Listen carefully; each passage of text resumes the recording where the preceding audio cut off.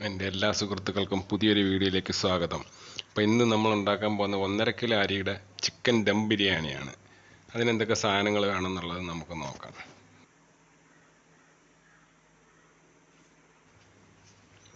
ഇപ്പോൾ 1.5 കിലോ അരിക്ക് 1.5 കിലോ കോഴിയാണ് നമ്മൾ ഉപയോഗിക്കുന്നത്.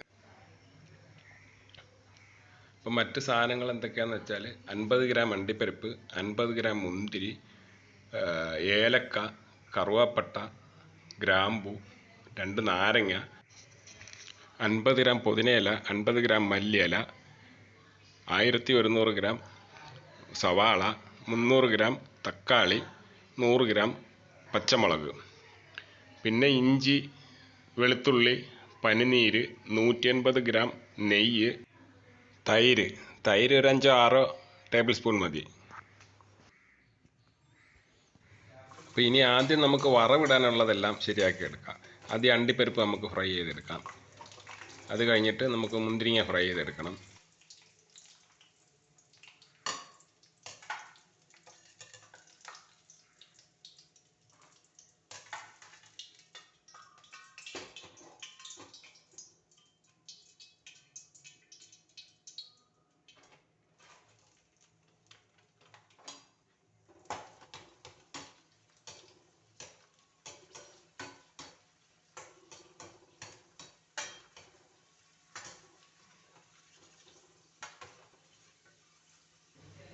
അപ്പോൾ നമ്മൾ മുന്തിരിങ്ങയും ഫ്രൈ ചെയ്തെടുത്തു. ഇനി നമുക്ക് വേണ്ടത് സവാള ഫ്രൈ ചെയ്തെടുക്കണം. ഇത് നല്ല മൊരിഞ്ഞ് കിട്ടണം, എന്നാൽ ഒരുപാട് മൊരിഞ്ഞ് പോവുകയും ചെയ്യരുത്.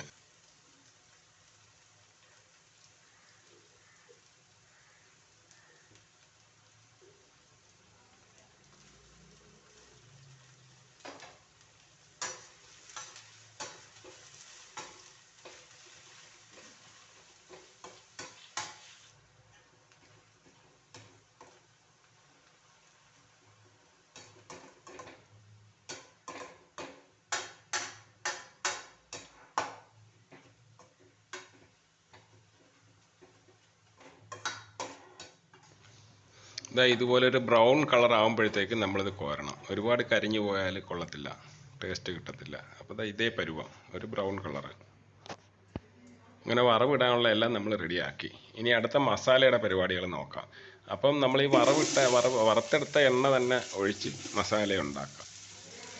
അപ്പം നമ്മൾ ഈ മസാലയ്ക്കുള്ള സാധനങ്ങൾ ചേർക്കുന്നതെന്ന് പറഞ്ഞാൽ അരിയുടെ അളവ് നോക്കിയിട്ടാണ് ഉള്ളിയും തക്കാളിയും എല്ലാം മേടിക്കേണ്ടത്. കാര്യം നമ്മളിപ്പോൾ 1 കിലോ അരിക്ക് ബിരിയാണി വെക്കുമ്പോൾ നമുക്ക് 750 ഗ്രാം സവാളയാണ് വേണ്ടത്, 200 ഗ്രാം തക്കാളി. അപ്പോൾ 750 ഗ്രാം സവാളയും തക്കാളിയും എന്ന് പറയുന്നത് നമുക്ക് ആ ബിരിയാണിയുടെ മൊത്തം ആവശ്യങ്ങൾക്ക് വേണ്ടിയുള്ളതാണ്. മൊത്തം ആവശ്യങ്ങൾക്ക് എന്ന് പറയാൻ വറവിടാനും സലാഡിനും എല്ലാത്തിൻ്റെ വേണ്ടിയുള്ളതാണ് ഈ 1 കിലോയ്ക്ക് 750 ഗ്രാം. അപ്പോൾ ഇതിനകത്തായിട്ട് 2 ചതച്ചെടുത്ത ഇഞ്ചി 2 ടേബിൾ സ്പൂൺ ഇടുന്നുണ്ട്.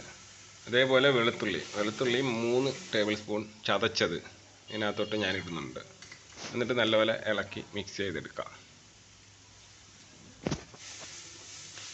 മസാലയ്ക്ക് ബ്രൗൺ കളർ ആവുന്നിടം വരെ ഉള്ളി വഴറ്റണമെന്നൊന്നുമില്ല, നമ്മളൊരു മീഡിയം വഴറ്റലും മതി. അത് കഴിഞ്ഞിട്ട് തക്കാളി നല്ല കനം കുറച്ച് അരിഞ്ഞത് അത് നല്ല വെന്ത് കലങ്ങണം. അപ്പോൾ തക്കാളി പീസായിട്ട് കിടക്കരുത്, അപ്പം നമുക്ക് ടേസ്റ്റ് കുറയും.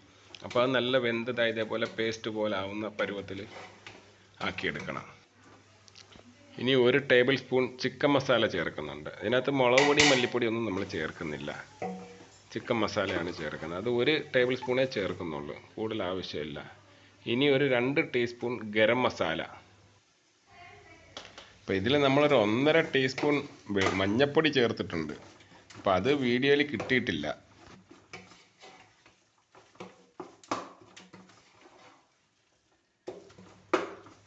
ഈ 2 ടേബിൾ സ്പൂൺ നാരങ്ങ നീര്, അത് കുരു ഇടരുത്, കുരു ഇല്ലാതെ 2 ടേബിൾ സ്പൂൺ നാരങ്ങ നീരൊഴിക്കണം.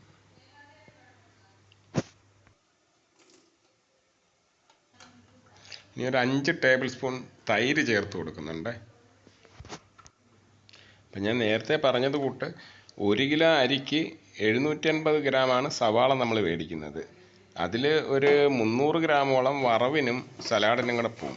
ബാക്കിയുള്ള സവാളയാണ് നമ്മൾ മസാലയ്ക്ക് എടുക്കേണ്ടത്, അല്ലാതെ മൊത്തം മസാലയ്ക്ക് ഇടരുത്. കാര്യം അത് ഒരുപാടായിപ്പോവും, മസാല കൂടിപ്പോവും. മസാല കൂടിയാൽ കൊള്ളില്ല. അപ്പം മസാലയ്ക്കുള്ള ഈ ഇറച്ചിക്കുള്ള ഉള്ളിയൊക്കെ മേടിക്കുന്നതെന്ന് പറയുമ്പോൾ നമ്മൾ 1 കിലോ അരിക്കുള്ളതാണ് മേടിക്കേണ്ടത്. 1 കിലോ അരിക്ക് ചിലപ്പോൾ 1 കിലോ കോഴി എന്നുള്ള ഒരു കോഴിയെ മേടിക്കുമ്പോഴത്തേക്ക് ചിലപ്പോൾ കോഴിക്ക് ഇച്ചിരി വലിപ്പം കൂടുതലാണെന്നുണ്ടെങ്കിലും നമ്മൾ മസാല ആ 1 കിലോ അരിക്കുള്ളതേ മേടിക്കാവൂ. കാര്യം ചിലപ്പോൾ ഒരു കോഴിയെ മേടിക്കാൻ ചിലപ്പോൾ 1.5 കിലോ ആയിരിക്കും. ആ 1.5 കിലോ ആണെന്നുണ്ടെങ്കിലും ആ അരി കണക്കാക്കിയുള്ള മസാലയെ നമ്മൾ ചേർക്കാവൂ. 1 കിലോ കോഴിക്കുള്ളതേ ചേർക്കാവൂ. അല്ലെന്നുണ്ടെങ്കിൽ മസാല കൂടിപ്പോവും. അപ്പം നമുക്ക് ബിരിയാണിക്ക് ടേസ്റ്റ് ഇല്ലാതെ വരും. അതുപോലെ തന്നെ 1 കിലോ അരിക്ക് നമ്മൾ തക്കാളി 200 ഗ്രാമേ മേടിക്കാവൂ. അപ്പോൾ തക്കാളി കൂടിപ്പോയി കഴിഞ്ഞാൽ മസാലയ്ക്ക് ഒരു മധുരം വരും. അതുകൊണ്ട് നമ്മൾ 200 ഗ്രാം തക്കാളി മതി 1 കിലോ അരിക്കുള്ളതിന്. 750 സവാളയും 200 തക്കാളിയും 100 ഗ്രാം പച്ചമുളക് ഇടാം. ഞാനിപ്പോൾ 1.5 കിലോയ്ക്ക് 100 ഗ്രാമാണ് ഇടുന്നത്. 1 കിലോയ്ക്ക് 100 ഗ്രാം ഇട്ടാലും കുഴപ്പമില്ല. അതിന് പച്ചമുളക് നമ്മൾ മുറിക്കാതാണ് ഇടുന്നത്. അത് എരി കൂടുതൽ വേണ്ടവരൊക്കെ വേണമെന്നുണ്ടെങ്കിൽ നമുക്ക് മസാലയ്ക്കകത്ത് കൈവച്ച് ഉടച്ച് ചേർത്ത എരിയും കിട്ടും. അതും പച്ചമുളക് ഇടുമ്പോൾ നമ്മൾ ആദ്യം തന്നെ പച്ചമുളക് ഉള്ളിയുടെ കൂട്ടത്തിൽ തന്നെ ഇടണം. അപ്പോൾ അത് നല്ലപോലെ നിങ്ങൾക്ക് നോക്കുമ്പോൾ കാണാം, നല്ലപോലെ വെന്ത് കിട്ടും. നല്ല എണ്ണയ്ക്കകത്ത് കിടന്ന് നല്ല മൂത്ത് കിട്ടും. അതിനാ ടേസ്റ്റ് കൂടുതൽ. ഇനി നമ്മളൊരു 2 അല്ലി കറിവേപ്പില ചേർക്കുന്നുണ്ട്. അതുപോലെ പുതിനയിലയും മല്ലിയിലയും നമ്മൾ 50 ഗ്രാം വെച്ച് മേടിച്ചാലും അതിൻ്റെ തണ്ടൊക്കെ എല്ലാം കളഞ്ഞെടുക്കുമ്പോൾ പിന്നെ അതിൻ്റെ പകുതിയെ കാണത്തുള്ളൂ. അപ്പോൾ 1 കിലോയ്ക്കായാലും 1.5 കിലോയ്ക്കായാലും നമുക്ക് 50 ഗ്രാം വെച്ച് മേടിക്കാം. മേടിച്ച് നല്ലതാണെന്നുണ്ടെങ്കിൽ 50 ഗ്രാം ഇടേണ്ട കാര്യമില്ല. അല്ലെങ്കിൽ അതിൻ്റെ തണ്ടും അഴുകിയതും എല്ലാം കളഞ്ഞതിന് ശേഷം ബാക്കി ഉള്ളത് ഉപയോഗിക്കാം. അത് 1 കിലോയ്ക്കായാലും 1.5 കിലോയ്ക്കായാലും അത് പ്രശ്നമില്ല. അപ്പോൾ ഇതിനകത്തേക്ക് ഇനി നമ്മൾ കഴുകി വൃത്തിയാക്കി വെച്ചിരിക്കുന്ന കോഴി ഇട്ട് കൊടുക്കാം. എന്നിട്ട് നല്ലപോലെ കുറച്ച് നേരം നല്ലപോലെ ഒന്ന് ഇളക്കണം. അപ്പോൾ അതിനകത്തൊന്ന് മസാലയൊക്കെ ഒന്ന് പിടിച്ചതിന് ശേഷമേ വെള്ളം ചേർക്കാവൂ. വെള്ളവും ഒരുപാട് ചേർക്കരുത്. നമ്മളിപ്പം ദമ്മിടുമ്പോൾ അല്ലെന്നുണ്ടെങ്കിൽ പിന്നെ അതിൽ നിന്ന് ബാക്കി വെള്ളം കോരി എടുക്കേണ്ടി വരും. കുറച്ച് വെള്ളം ഒഴിച്ച് നമ്മൾ വേവിച്ചെടുക്കുക വേണ്ടത്. വെള്ളം കൂടിപ്പോയി കഴിഞ്ഞാൽ ചോറിന് ടേസ്റ്റ് കിട്ടും.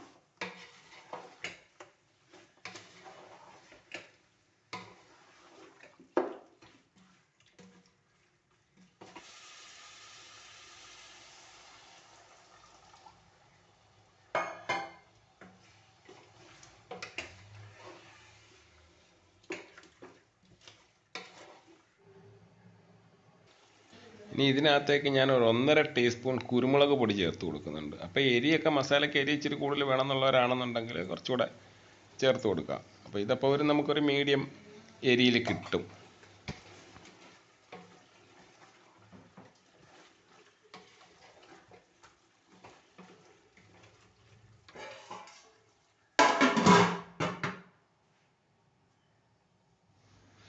അങ്ങനെ നമ്മുടെ മസാല ഏകദേശം റെഡി ആയിട്ടുണ്ട്.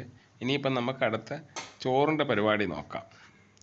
അപ്പോൾ അതിൽ ഞാൻ ഇപ്പോൾ കുറച്ച് നെയ്യ് ഇട്ട് കൊടുക്കുന്നുണ്ട്. ഇനി അതിനകത്തോട്ട് കറുവാപ്പട്ട, ഗ്രാമ്പു, ഏലക്ക. അപ്പോൾ ഗ്രാമ്പു ഏലക്കയും എന്ന് പറയുന്നത് ഞാനൊരു 10 ഗ്രാമിൻ്റെ ഒരു പാക്കറ്റ് മേടിച്ചിട്ട് അതിൽ നിന്ന് ഒരു 1/3 ഭാഗം എടുത്തത്. അപ്പോൾ ഒരു 3-3.5 ഗ്രാം വെച്ചാണ് ഞാൻ എടുത്തത്. അപ്പോൾ ഇനി നമുക്ക് വെള്ളം ഒഴിക്കേണ്ടതെന്ന് പറയുന്നത്, നമ്മൾ അരി പാത്രത്തിൽ അളന്നെടുക്കണം. പാത്രത്തിൽ അളന്നെടുത്തിട്ട് അതിൻ്റെ നേരെ ഇരട്ടി വെള്ളമാണ് നമ്മൾ ഒഴിക്കേണ്ടത്. അപ്പോൾ ഒരു പാത്രം ഒരു പാത്രം അരി ഉണ്ടെന്നുണ്ടെങ്കിൽ 2 പാത്രം വെള്ളം, അതാണ് അതിൻ്റെ കണക്ക്. അപ്പം ഞാനിതിപ്പോൾ ഒരു പാത്രത്തിൽ കുറച്ചുകൂടെ കൂടുതലുണ്ടായിരുന്നു, അതാണ് 2 പാത്രവും കുറച്ചുകൂടെ ഞാൻ വെള്ളം ഒഴിച്ചത്. എന്നിട്ട് അതിനകത്ത് നമുക്ക് ആവശ്യത്തിനുള്ള ഉപ്പ് ഇട്ട് വെള്ളം നല്ലപോലെ തിളപ്പിച്ചെടുക്കണം. അപ്പം നമ്മുടെ വെള്ളം വെട്ടി തിളച്ചു. ഇനി അതിനകത്തേക്ക് ഒരു പാത്രത്തിനകത്ത് നിറയും കുറച്ചുകൂടെ ഉണ്ട്, അതാണ് ഞാൻ 2.25 പാത്രം വെള്ളം ഒഴിച്ചത്. ഇനി നമുക്ക് ഇതിനകത്തേക്ക് നാരങ്ങാ നീരൊഴിച്ച് കൊടുക്കാം. ഇപ്പോൾ വെള്ളം തിളച്ചതിന് ശേഷം നമ്മൾ അരി ഇട്ട് കഴിഞ്ഞാൽ കറക്റ്റ് 10 മിനിറ്റാണ് അരി വേവാനുള്ള സമയം. അപ്പോൾ നമ്മളൊരു 8 മിനിറ്റൊക്കെ കഴിയുമ്പോഴത്തേക്കും നമ്മൾ അടപ്പ് തുറന്ന് ഒന്ന് നോക്കണം വെള്ളം പറ്റി വരുന്നുണ്ടോ എന്നൊക്കെ. കറക്റ്റ് 10 മിനിറ്റാണ് സമയം എന്ന് പറയുന്നത്. അപ്പോൾ അതിൽ കൂടുതൽ ആവശ്യം വരത്തില്ല. അപ്പോൾ നമ്മുടെ ചോറ് റെഡി ആയിട്ടുണ്ട്. ഇനിയിപ്പം നമുക്കിത് ദമ്മിടാനുള്ള പരിപാടികൾ നോക്കാം. അപ്പം നമ്മൾ മസാല നേരത്തെ റെഡിയാക്കി വെച്ചിരുന്നതുകൊണ്ട് തണുത്തതാണ്. അപ്പോൾ ചെറിയ തീയിൽ മസാല ഒന്ന് ചൂടാക്കി എടുത്തിട്ട് അതിനകത്തോട്ട് കുറച്ച് നമ്മൾ മൊത്തം എടുത്ത് വെച്ചിരിക്കുന്നതിന് പകുതി കൂട്ടിലിടാം. മല്ലിയിലയും പുതിനയിലയും നമുക്ക് അതിനകത്തോട്ട് ഇടാം. അപ്പോൾ ഇത് ദമ്മിടുന്ന സമയത്ത് ഇടുന്നതാണ് നല്ലത്. അല്ലെന്നുണ്ടെങ്കിൽ ഈ മല്ലിയിലയും പുതിനയിലയും അതിൻ്റെ സ്മെല്ലെല്ലാം അങ്ങ് പോകും. അപ്പോൾ ദമ്മിടുന്ന സമയത്ത് നമ്മൾ അതിനകത്തിട്ടൊന്ന് ഇളക്കിയിട്ട് ദമ്മിട്ട് കഴിഞ്ഞാൽ അതിൻ്റെ സ്മെല്ലൊട്ടും പോകത്തില്ല. അപ്പോൾ അത് ഒന്ന് തിളച്ച് റെഡിയായി വന്നിട്ടുണ്ട്. ഇനി നമുക്ക് ഇതിനകത്തേക്ക് ചോറിടാം. അപ്പോൾ ദമ്മിടുമ്പം ശ്രദ്ധിക്കേണ്ട ഒരു കാര്യമുണ്ട്. അപ്പം നമ്മൾ മൈദാമാവ് വെച്ചാണ് ദമ്മിടുന്നതെന്നുണ്ടെങ്കിൽ നിങ്ങൾ ഉറപ്പായിട്ടും അടപ്പിൻ്റെ മണ്ടയിൽ കനലിട്ട് കൊടുക്കണം. കനലിട്ട് കൊടുത്തില്ലെന്നുണ്ടെന്നുണ്ടെങ്കിൽ നമ്മൾ ഈ ദമ്മിടുന്ന ആവി ഈ പാത്രത്തിനകത്ത് കയറിയിട്ട് വീണ്ടും ഇത് വെള്ളമായിട്ട് ചോറിനകത്ത് ഇറ്റി വീണുകൊണ്ടിരിക്കും. അപ്പം ചോറിൻ്റെ ടേസ്റ്റ് കുറയും. ഇപ്പം ദമ്മിടാൻ വേണ്ടി ഞാൻ കരി ഇപ്പോൾ അടുപ്പിൽ വിറവ് കത്തിച്ചെടുക്കുന്നുണ്ട്. ഇതിപ്പം ഗ്യാസിലാണ് വെച്ചാൽ. പനിനീര് ഒഴിച്ചു കൊടുക്കാം. പനിനീരും ഒഴിച്ച് ബാക്കി വറവെല്ലാം 2 ലെയറായിട്ടിടണം. ആദ്യം നമ്മൾ പകുതി ചോറ് ഇട്ടിട്ട്, ഇപ്പോൾ 1 കിലോ അരിയൊക്കെ ആണെന്നുണ്ടെങ്കിൽ ഒറ്റ ലെയറിലിട്ടാൽ മതി. ഇപ്പോൾ 1.5 കിലോ അരി ആയതുകൊണ്ട് നമ്മൾ അടിയിൽ വരെ ഇളക്കി മറിക്കുമ്പം ചിലപ്പോൾ എല്ലായിടത്തും ഒരേപോലെ കിട്ടത്തില്ല. അതുകൊണ്ടാണ് ആദ്യം ഒരു ലെയർ നമ്മൾ പനിനീര് ഒഴിച്ച് അണ്ടിപ്പരിപ്പും മുന്തിരിങ്ങ എല്ലാം ഇട്ട് നെയ്യ് ഒഴിച്ച് അതിന് ശേഷം ബാക്കി ചോറ് മുകളിലിട്ടതിന് ശേഷം വീണ്ടും ഒരു ലെയറും കൂടെ വറവും ഇതണക്കെല്ലാം ഇടണം. അപ്പം നെയ്യ് 1 കിലോയ്ക്ക് 100 ഗ്രാം നെയ്യേ ഉപയോഗിക്കാവൂ. കൂടുതൽ ഉപയോഗിച്ചാൽ ചോറിന് ഭയങ്കര നെയ്യായിപ്പോവും. ഞാനിപ്പോൾ ഇത് 1.5 കിലോയ്ക്കാണ് 200ൻ്റെ ഒരു ടിന്ന് നെയ്യാണ്. അതിൽ ഞാൻ 150 ഗ്രാമേ ഉപയോഗിക്കുന്നത്. അപ്പം നമ്മൾ ദമ്മിടുമ്പോൾ ഏറ്റവും കുറഞ്ഞ തീയിലേ വെക്കാവൂ. തീ കൂടിപ്പോയാൽ മസാല കരിഞ്ഞു പോവും. അപ്പോൾ ചെറിയ തകരത്തിൻ്റെ ഷീറ്റ് എന്തെങ്കിലുമൊക്കെ ഉണ്ടെന്നുണ്ടെങ്കിൽ ആ ഷീറ്റ് അടുപ്പിനകത്ത് വെച്ചിട്ട് അതിൻ്റെ മണ്ടേ പാത്രം വെക്കുന്നതായിരിക്കും കുറച്ചുകൂടെ നല്ലത്. അപ്പം നമുക്ക് നേരിട്ട് തീ അതിൽ അടിക്കത്തില്ല. അപ്പോൾ ചെറിയ ചൂടിൽ ദമ്മ് കയറിക്കൊണ്ടിരിക്കും.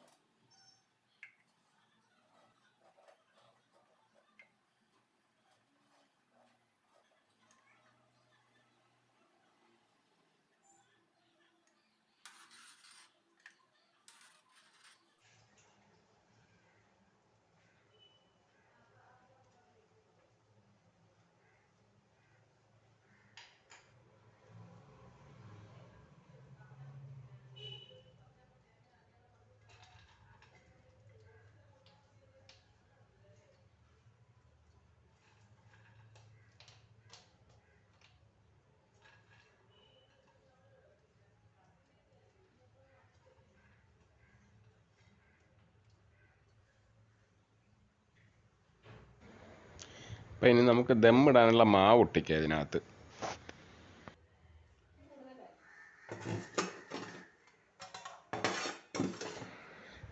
അങ്ങനെ നമ്മുടെ ബിരിയാണിയുടെ ദമ്മെല്ലാം റെഡിയായി. നമ്മൾ പൊട്ടിക്കാൻ പോവുകയാണ്. ദമ്മ് പൊട്ടിക്കാൻ പോവുകയാണ് ബിരിയാണിയുടെ.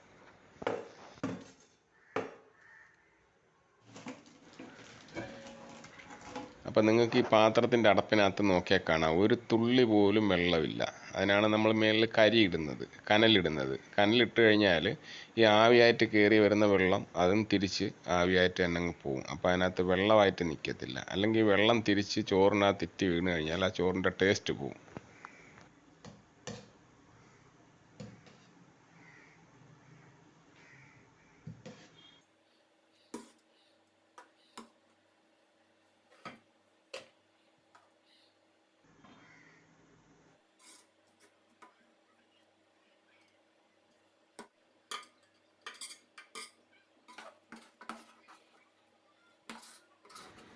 ഈ വീഡിയോ കാണുന്ന സബ്സ്ക്രൈബ് ചെയ്തിട്ടില്ലാത്ത എൻ്റെ സുഹൃത്തുക്കൾ സബ്സ്ക്രൈബ് ചെയ്യും എന്നുള്ള പ്രതീക്ഷയോടെ അടുത്ത വീഡിയോയുമായിട്ട് വീണ്ടും നിങ്ങളുടെ മുന്നിൽ വരുന്നിടം വരെയും എൻ്റെ വീഡിയോ കണ്ട എല്ലാവർക്കും നന്ദി.